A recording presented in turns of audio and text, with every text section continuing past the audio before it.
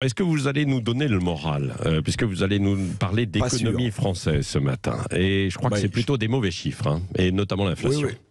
Oui, alors je ne sais pas si je vais vous donner le moral, mais je vais vous rafraîchir la mémoire, Patrick. Vous vous souvenez sans doute de la petite phrase du ministre des Finances, Bruno Le Maire. Nous allons provoquer l'effondrement de l'économie russe. Une petite phrase prononcée après la mise en place des premières sanctions contre Moscou au moment de la guerre en Ukraine. Évidemment, cette petite phrase de Bruno Le Maire résonne fortement aujourd'hui dans nos oreilles lorsque l'on voit la rapide dégradation de l'économie française. La croissance a finalement été négative au premier trimestre. La consommation des ménages baisse pour le 5e mois consécutif. Et surtout, on va y revenir, l'inflation s'envole à 5,2%. Vous l'avez dit, c'est le plus haut depuis 37 ans quand même. Oui, c'est ça. Alors comment ça se traduit sur les prix des produits ? Alors, j'ai regardé dans le détail l'inflation concrètement depuis le début de l'année sur les prix des produits alimentaires, sont les plus importants. Tout ça a explosé. Alors, petite énumération à la Prévert, si j'ose dire. Écoutez bien, plus 15% pour les pâtes, plus 11 pour la farine, plus 10 pour l'huile, plus 8 pour les produits frais. On est en France.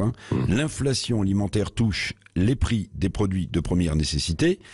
Des aliments de base incontournables, donc c'est le plus grave pour les Français, pour les 8 millions de Français les plus en difficulté financièrement, qui ne peuvent plus faire face, en dépit des aides du gouvernement. Tout augmente dans des proportions folles. Imaginez, Patrick, je vais citer une marque.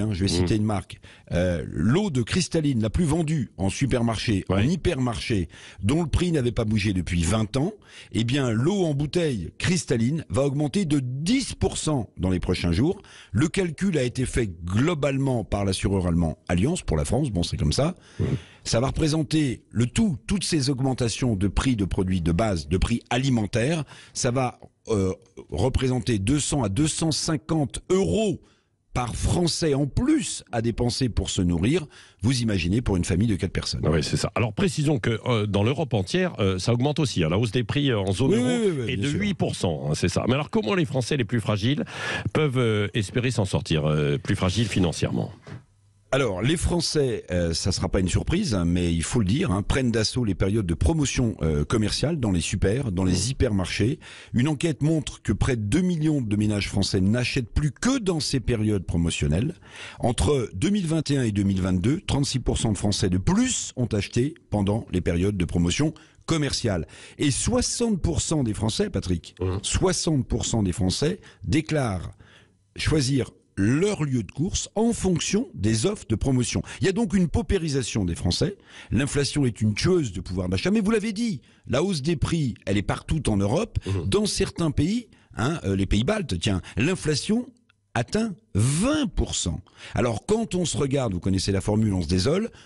Quand on se compare, on se console. Reste qu'un nombre grandissant de Français souffrent au quotidien. Alors je termine comme j'ai commencé. Par une petite phrase de Bruno Le Maire, qui affirmait hier que le pic de l'inflation serait pour la fin de l'année 2023. On jugera donc l'année prochaine de la justesse ou pas des prévisions du ministre des Finances. Ah oui, dites donc, fin de l'année 2023, c'est-à-dire 1 an et demi. Si ça continue de grimper à ce rythme-là, ça va être compliqué.